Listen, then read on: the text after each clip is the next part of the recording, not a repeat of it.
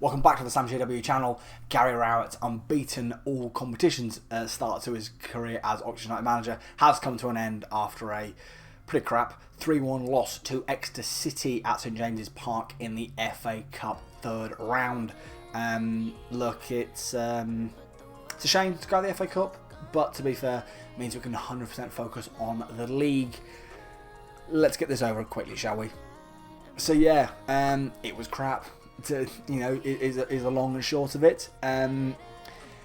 So obviously there was a lot of changes made by Gary Rowett to the side. Matt Ingram, for one, started in goal. We'll get onto him a bit later on. Hideo came in at right back, Sam Long and Jordan Thornley in the centre back spot. Greg Lee keeping his spot at left back.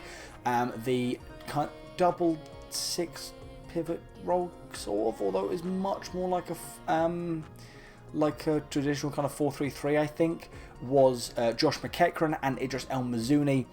Starting in the 10 was Louis Sibley with Matt Phillips on the right, Siriki Dembele on the left, and Dane Scarlett up top. I've made my feelings clear about Matt Phillips, and they haven't changed much after this game, even though he does get the goal for us. And there's one or two decent bits from Matt Phillips. I thought, I just don't think he's up to playing for this football club on a regular basis, just in my opinion. Obviously, there are a lot of changes to this Exeter side. I think they had a fair few loans, didn't they, last season in League One from when we played them. And you have to say we started fine. The overall kind of stats to tell the tale. I think the second half was a possession of 50-50, which it just showed how well Exeter were playing, really. It's just, there's only so much I can say about this game because it's so bad. It's such a bad performance by the boys. We'll go play by through the goals because there are some bits to talk about. So our goal comes from a really good counter-attacking move from a corner kick. Siriki Dembele picks the ball up, drives through the centre, plays it out to Dane Scarlett on the right-hand side, who gets kind of level with the start of the 18-yard box and whips a beautiful ball to the back stick where Matt Phillips is there to half volley into the back of the net. Really, really nicely worked goal from us. It was in the stage of the game where Exeter were piling pressure on, using their set pieces really effectively. And yeah, a fast break from Siriki Dembele and Dane Scarlett, and Matty Phillips finds himself in the right place at the right time to give us the lead. That's as good as it gets, really, for us. It doesn't take long for the hosts to equalise. It's a pretty decent move from the hosts, but really it comes down to the fact that the threat is not dealt with by, I believe it's Sam Long and Hideo goes out to the left hand side and it's whipped in. Neither Thornley nor Greg Lee clear it, which is really poor from them. And it comes to the former Manchester United trainee Mitchell, who half volleys it past Matt Ingram. Low effort, and that'll become a bit of a trend in this game, that Matt Ingram not dealing well with shots low to him. Really, really nicely worked goal, the kind of goal you would expect the Championship side to put together as a League One outfit. But no, it was a League One side. Then Dimitri gets his second, and this is even poorer. Break down the left hand side again, not dealt with by our left, I should say, not dealt with by Greg Lee or Idris El Mazouni. So the cross is meant to be that it's whipped to the other side of the area, probably so the man on the left of our box can then cut back in. But it's basically stopped going to the other side of the box by Hideo Vest, but then Josh McEachran isn't able to get it clear, and Mitch Marner is a lot quicker. I didn't mean to mention Mitchell, I should say, is a lot quicker to get to prod it home. Again, low past Matt Ingram. Another poor one for Matt Ingram. He definitely has not made a case he should be starting over Jamie Cumming. I just don't think. I think he's in this game. It showed, if you want to beat Matt Ingram, you go down to his low to his sides. Yeah, really, really poor. Like I say, another decent move put together by Exeter. El Mazzuni and Lee not dealing with on our left hand side. It's whipped to their left, and yeah, or like I said, attempted to Hideo Vest. It's one of those where you stand and go, okay, well done Hideo. You've denied the cross from making it to its intended destination, and then it's just McEachran's a little bit slow, and Mitchell, I keep want to say Marner for some reason. Mitchell prods home. 5 minutes before half time, it's 2-0 to the hosts. They make a change. They bring on Ed Francis for Johnny Fecco, I believe his name is. So essentially what that did is, I believe, made it more of a 4 at the back for the hosts, and they were, for the most part, very, very defensively solid. Didn't allow an awful lot to come from our wide men. Yeah, it's really poor from us again. And then the third goal. It's another really good move in the midfield as coming up to make his Oxford debut. Alex Matos and Sam Long are beat on the halfway line, and not sure which player it is, must be Watts, drives forward and feeds it into the path of Harper, who again angle of the area, strikes low and hard. Matt Ingram doesn't get to it, and it's 3-1. That kills off the game. That's Exeter through to the next round of the FA Cup, but that wasn't it. Because among the many substitutes we made, we brought on Tyler Goodrum, and he gets himself sent off. Look, there will obviously be discourse about this. Oxford have had a subsequent appeal for Goodrum's red card rejected.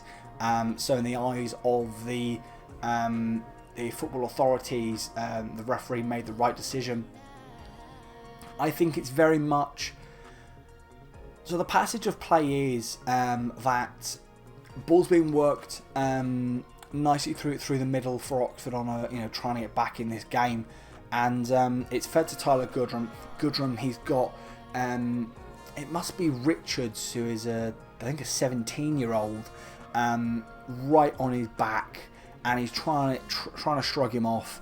Foul's been awarded for the foul on Goodrum, and he's just trying to shake him off because I think it's Richards got hold of his shirt, and he swings a straight arm and hits the Exeter man in the upper chest area, hits him right about here, and the referee thinks it's an elbow, so it's violent conduct, and sends him off. I think personally it's more of a yellow card, but at the same time, Goodrum's got to know better than the fact that you throw any kind of arm, when you're being dragged and pulled all over the shop, you give the like I say, throw any kind of arm or any kind of what the ref could deem violent conduct, and you're gonna be giving your marching orders. First red of Tyler's career. It's a lesson he's going to have to learn, that he can't react in that kind of way. It's something that's going to happen a lot during the course of his career, because he's got a lower centre of gravity, because he's not the tallest of players. He's going to get, hassled and harried all over the shop. because he's so good with the ball at his feet, players are going to do whatever they can to stop his momentum. And the reality is, like I say, it's something that's going to happen a lot for Tyler Goodrum over the course of his career, regardless of what football club he's at. Yeah, he's got to do a lot better as Tyler Goodrum in that instance. But yeah, you know, 3-match ban now for Tyler, so he's going to miss the Plymouth game, the Blackburn game, and the Luton game. He'll be back for selection for the Stoke fixture at the Britannia. Yeah, let's get this fixture out of the way, shall we? This was a really poor performance by the Oxford United. Matt Ingram does not, you know, he has not made a case for himself to start over Jamie Cumming. Hideo Turner-Vest I thought was okay. Longin Thornley I don't think did an awful lot wrong.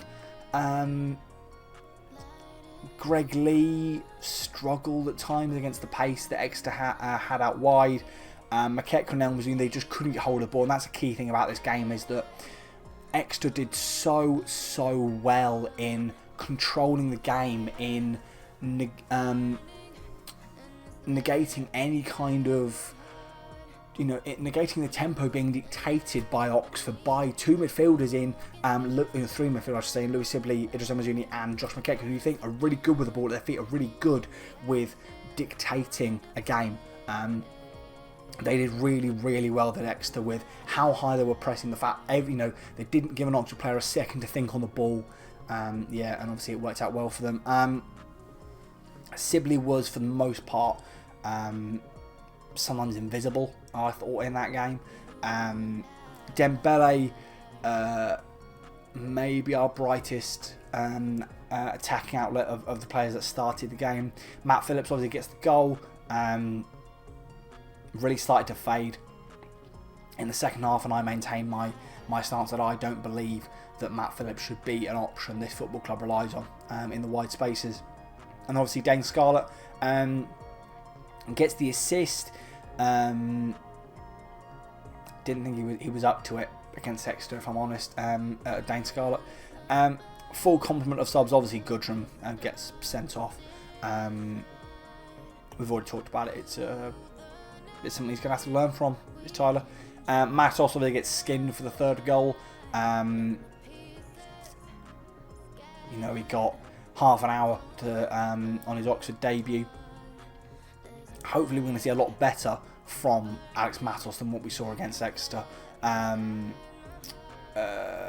Peter Kioso and Shane Poheta,